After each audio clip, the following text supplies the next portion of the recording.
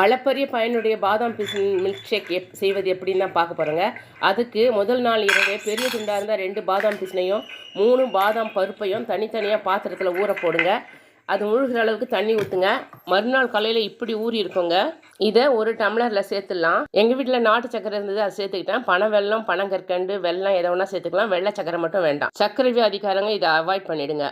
ரெண்டையும் நல்லா கலந்துக்கங்க. சப்ஜா விதை இருந்தால் நைட்டே ஊற வச்சு அதையும் இதனோட கலந்துக்குங்க. இன்னும் சூப்பராக இருக்கும்.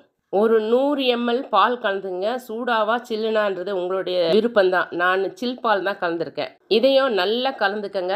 நைட்டு ஊற வச்சுருந்தோம் இல்லைங்களா, அதை தோல் உரிச்சு இது மாதிரி துண்டு துண்டாக நறுக்கி அதனோட சேர்த்துக்கோங்க.